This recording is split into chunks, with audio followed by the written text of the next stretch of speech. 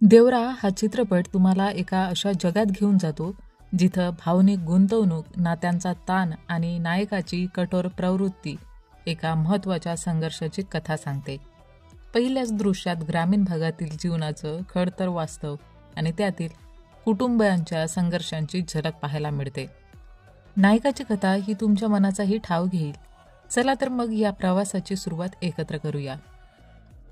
चित्रपटाची सुरुवात होते 1996 साली, जिथे मुंबई पोलीस मुख्यालयात एक मीटिंग चालू असते. ही मीटिंग गुंडे, भाई, यती आणि दया यांच्याबद्दल असते. त्या वर्षी क्रिकेट वर्ल्ड कप होणार असतो आणि हे दोघं काहीतरी मोठं करण्याचा प्लॅन करत असतात. यातील मुख्य माणूस म्हणजे यती, जो सगळ्या प्रकारांचा मास्टर माइंड आहे. त्याला पकडण्याची जबाबदारी वरिष्ठ पोलीस अधिकारी शिवम यांच्यावर सोपवली जाते. शिवम यतीच्या टोळीतील राणी याला पकडण्यात यशस्वी होतो. त्याला चांगली ट्रीटमेंट दिल्यानंतर राणे सांगतो की आंध्र आणि तामिळनाडूच्या सीमेवर रत्नागिरी नावाचं गाव आहे. तिथे मुर्गा नावाचा तस्कर समुद्रातून माल उचलतो. 3 महिन्यांपूर्वी यती तिथे गेला होता, पण तो अजून परतला नाही. शिवम रत्नागिरीला जाऊन तिथल्या DSP तुलसीला भेटतो. तो तुलसीला सांगतो की मी तस्कराचं काम करतो आणि माझा माल समुद्रमार्गे येणार आहे. तो माल मला पोचवायला मदत कर. तुलसी त्याला सांगतो, मी माल समुद्रातून उचलत नाही, नामुर्गा हे काम करायचा. समोर दिसणाऱ्या पर्वताच्या मागे 4 गाव आहे, ज्याला लाल समुद्र म्हणतात. तिथले लोक समुद्रातून माल आणतात. तिथे जा आणि बेहराला भेट. तुलसीला लक्षात येतं की शिवम तस्कर नाही, तर पोलीस अधिकारी आहे. शिवम बेहराला भेटून तुलसीला सांगितलेलं तेच सांगतो, पण बेहराचा माणूस म्हणतो की आम्ही आता हे काम सोडून दिलंय. यावर शिवम त्यांना धमकी देतो, माझं काम करा, नाहीतर सगळ्यांना ठार मारेन. बेहरा त्याला लाथ मारत म्हणतो, मरणं मारणं आमच्या रक्तात आहे, इथून निघून जा. शिवम तिथून जायला निघतो, पण तो आणि त्याचे साथीदार इथे तिथे हिंडत असतात. त्याचवेळी तो सिपा नावाच्या माणसाला भेटतो. शिवम त्याला कामासाठी गळ घालतो आणि त्याला अंगठी देऊन फूस लावण्याचा प्रयत्न करतो, पण सिपी ती अंगठी फेकून देतो. अंगठी काढायला शिवम खाली उतरतो, तेव्हा त्याला तिथं मानवी सांगड्याचे ढीग दिसतात. हे पाहून त्याचा थरकाप उडतो. सिंगप्पा त्याला बोलतो, आता जे तू एक्सपिरियन्स केला आहे तो प्रसंग आम्ही आधीच अनुभवला आहे आणि म्हणून सगळ्यांनी हे काम सोडून दिलं आहे. अनेक वर्षांपूर्वी या पर्वताच्या पलीकडे एक राज्य होतं. ते जिंकण्यासाठी समुद्र पार करणं आवश्यक होतं, पण या पर्वतावर राजाची सेना होती. ती दिवस रात्र समुद्राचं रक्षण करत असे. शत्रूच्या रक्ताने हा पर्वत अनेक वेळा लाल झाला आहे, म्हणूनच आता या समुद्राला लाल समुद्र म्हणून ओळखला जातो. राज्य उद्ध्वस्त झाले आणि समुद्रापलीकडून आलेल्या परकीयांनी देशाची संपत्ती लुटायला सुरुवात केली. हे पाहून पर्वताच्या वीरांना सहन झाले नाही. देशासाठी काहीही करायची त्यांची तयारी होती. त्यांनी परकीयांच्या जहाजावरून लुटलेला माल पुन्हा लुटून गावकऱ्यांमध्ये वाटून टाकला. जेव्हा परकीय देशातून परत गेले तेव्हा या पर्वताच्या वीरांची देशाला गरज राहिली नाही. कालांतराने त्यांच्याबद्दल विचार करणारा एकही माणूस उरला नाही. त्यांच्या कुटुंबाची उपासमार झाली आणि काही लोभी लोकांनी त्यांच्या परिस्थितीचा फायदा घेतला. समुद्रातील वीरांची ताकद वापरण्यासाठी काही लालची लोक या पर्वतावर आले. कथा 12 वर्षापूर्वीच्या घटनावर जाते, जिथे आपण मुर्गा आणि तुलसीला पाहतो. ते पर्वताच्या वीरांनी चोरून आणलेल्या मालाची वाट पाहत असतात. त्यावेळी आपल्याला हे वीर दिसतात, जे आता लुटारू बनलेले असतात. त्यांच्यात मुख्य व्यक्ती म्हणजे देवरा आणि त्यानंतर भैरवा. हे लोक मोठ्या चातुर्याने आणि हुशारीने कोस्टगार्डच्या नाकावर टिचून जहाजावरून माल चोरण्यात यशस्वी होतात. देवरा नियमानुसार काम करतो आणि शक्यतो कोणाचे नुकसान होऊ नये याची काळजी घेतो, तर भैरवा नियम मोडून स्वतःच्या मर्जीनुसार काम करत राहतो. त्यामुळे देवरा त्याला विशेषतः पसंत करत नाही. प्रत्येक गावाची स्वतःची एक खास ताकद असते आणि 4ही गावातील लोक एकत्र येऊन समुद्रातील अडचणी पार करत हे काम पूर्ण करतात. हे लोक मुर्गाचा माल चोरून आणतात आणि मुर्गा त्यांना पैसे देतो, ज्यामुळे गावकऱ्यांचे घर चालते. देवरा आपल्या कुटुंबासोबत राहतो, त्याची आई, पत्नी आणि मुलगा वरासोबत. देवराचे पूर्वज वीर म्हणून ओळखले जायचे, पण परिस्थितीमुळे आता ते लुटारू बनले आहेत. ही परिस्थिती देवराला योग्य वाटत नव्हती, पण उपजीविकेसाठी जे शक्य आहे ते तो करत होता. देवरा खूप दिलदार माणूस होता. तो लोकांना मदत करायचा. एक लहान मुलगा हे सगळं काम न करण्याचा विचार करून शिक्षण घ्यायचं स्वप्न पाहत असतो. देवरा त्याला आर्थिक मदत करत असतो, जेणेकरून तो शहरात जाऊन शिकू शकेल. दरवर्षी शस्त्रपूजा होत असे. ज्यामध्ये एक स्पर्धा असायची. 4ही गावातून एक एक व्यक्ती या स्पर्धेत भाग घेत असे. जो जिंकत असे तो शस्त्र घेऊन जात असे. या शस्त्राला खूप महत्त्व होतं, कारण ज्याच्या गावात हे शस्त्र असे ते गाव संकटापासून सुरक्षित राहील असा विश्वास होता. नेहमी देवराज जिंकत असे. त्यामुळे देवरा प्रस्ताव ठेवतो की आपसात लढण्याऐवजी दरवर्षी एक एक गावाला हे शस्त्र दिलं जावं.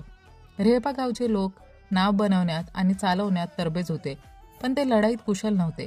त्यामुळे त्यांच्या गावाला कधीही हे शस्त्र मिळालं नव्हतं. देवरा म्हणतो यावेळेस त्यांनाच हे शस्त्र द्यावं. भैरवा म्हणतो आपल्या पूर्वजांनी ही परंपरा निर्माण केली आहे, ती पाडलीच पाहिजे.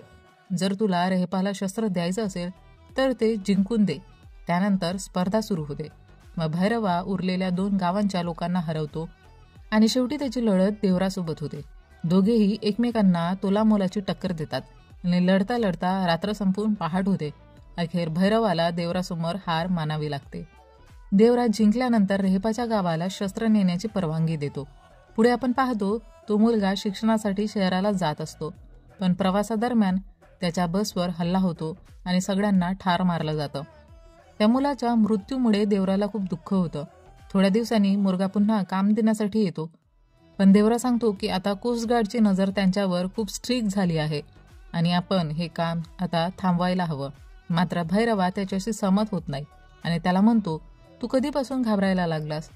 तुला जायचं नसेल तर जाऊ नकोस, पण आम्ही जाऊ. रेहपा देवराला सांगतो की हे लोक जाऊ शकतील, पण सुरक्षित परत येऊ शकणार नाही, म्हणून तू त्यांच्यासोबत जा, जेणेकरून सगळे सुखरूप परततील. सगळेजण रात्री माल चोरी करून परत येत असतात. तेव्हाच कोस्टगार्ड त्यांना पकडतो आणि त्यांना समजतं की हे सर्व लोक चोर आहेत. कोस्टगार्डचा ऑफिसर त्यांना अटक करतो आणि दाखवतो की त्यांच्या मालामध्ये शस्त्र आहेत, जी दहशत पसरवण्यासाठी वापरली जातात आणि त्यामुळे निर्दोष लोकांचे जीव जातात. देवराला हे माहिती नव्हतं की कंटेनरमध्ये काय आहे.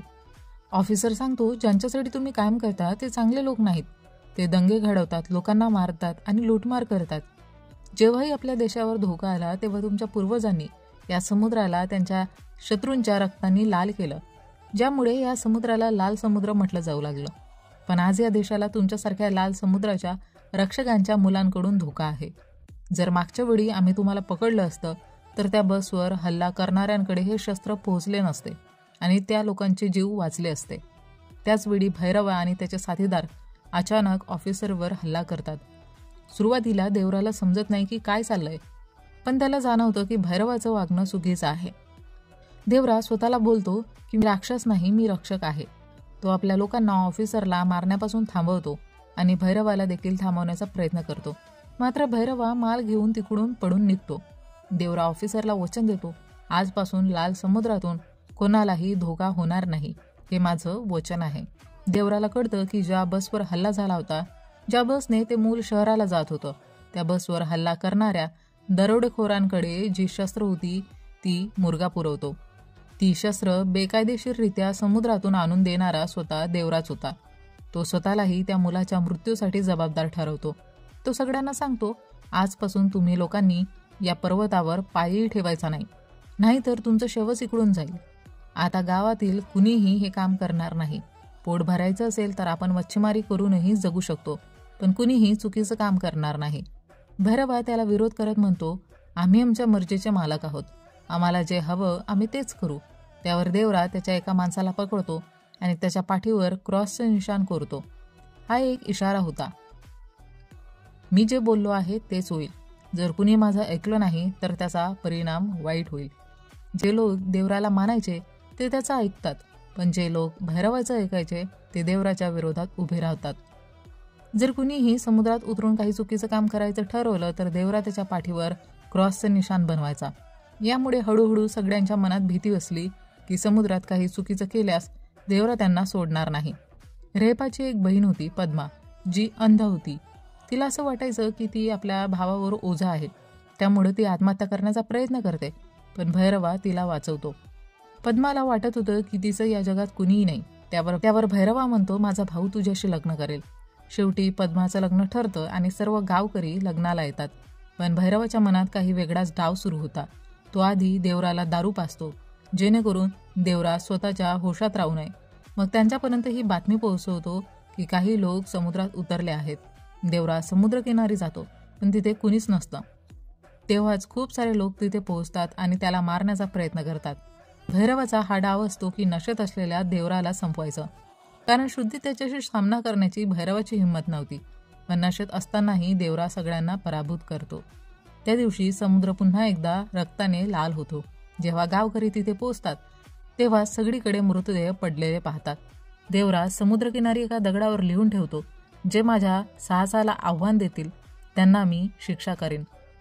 आता मी अनभिज्ञ भय बनून लाल समुद्राचं रक्षण करेल. यानंतर गावकऱ्यांना कळतं की देवराला हरवणं अशक्य आहे, म्हणून त्याच्या शब्दांचं पालन करण्याशिवाय काही पर्याय नाही. भैरवा मात्र आपल्या मनात सुडाचा कट रचतो. त्याने आपल्या तरुण सेनेला देवराला मारण्यासाठी तयार केलं. कुंजरा नावाच्या मुखियाचा मुलगा, ज्याच्या वडिलांचा मृत्यू देवराच्या हातून झाला होता, तोही सुडाच्या भावनाने पेटला होता.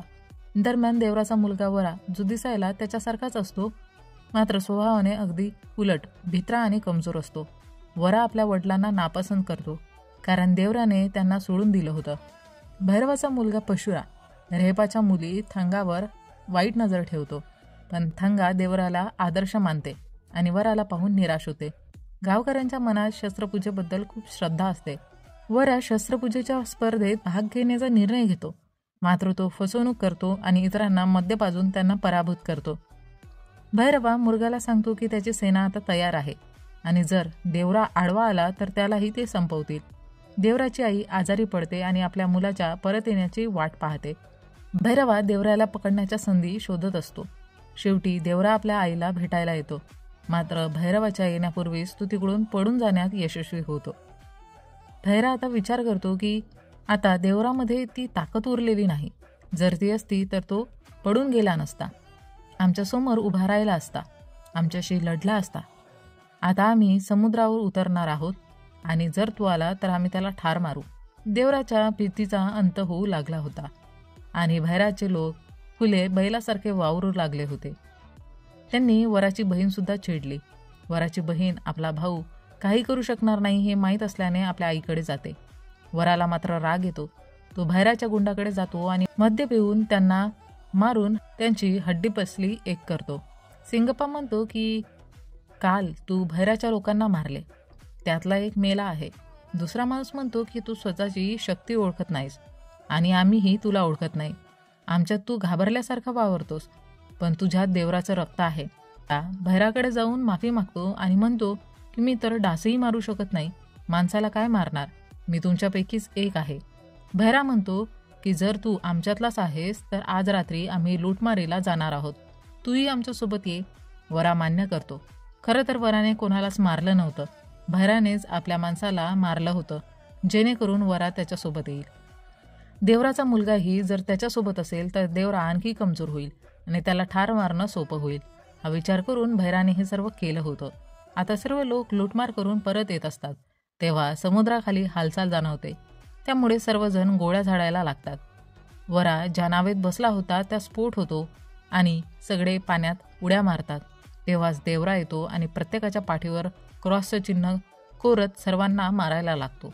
दरम्यान वराची आई सिंगप्पाला सांगते की वरा भैरासोबत मिळून देवराच्या विरोधात गेला आहे. आता मी काय करू? सिंगप्पा म्हणतो की खूप वर्ष झालीत, इतकी वर्ष समुद्राचं रक्षण करणारा योद्धा तुझा पती देवरा नव्हे तर तुझा मुलगा वरा आहे. मग आपल्याला दिसतं की वरा सर्वांना मारत आहे. तो आजपर्यंत निष्पाप आणि भोळा असल्याचं नाटक करत होता. सिपा म्हणतो की देवरा सारख्या पराक्रमी वीरांच्या गोष्टी ऐकत वरा मोठा झाला आहे, म्हणून त्याने या पर्वतावर भीती कायम ठेवण्यासाठी देवरा जिवंत असल्याची कथा तयार केली. भैराने त्याला पाठवले नव्हते, तर वरा स्वतःच त्याच्यासोबत गेला होता, जेणेकरून सगळ्यांना ठार मारता येईल. वरा तिथे गेलेला सगळ्यांना मारतो आणि त्यांची प्रेते बोटीत घेऊन परत येतो. कंजूरचा मुलगाही मारला जातो आणि भैराचाही मुलगा मारला जातो. भैरा मात्र वाचतो, कारण तो गेला नव्हता. वरा सिप्पाला सांगतो की आजपासून 12 वर्षापूर्वी याच किनाऱ्यावर अशा प्रकारे बोटीत लटकणाऱ्या प्रेतांना पाहून एक संपूर्ण पिढी भीतीने थरथर कापली होती.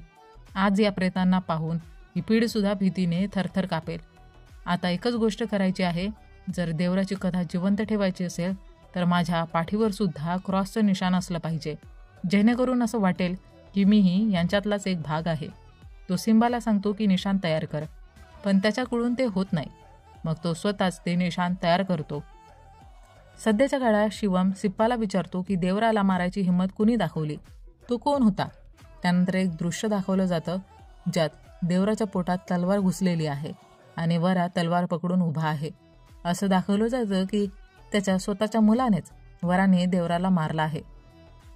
पुढच्या भागात काय झालं हे उलगडेल आणि हा चित्रपट इथेच संपतो.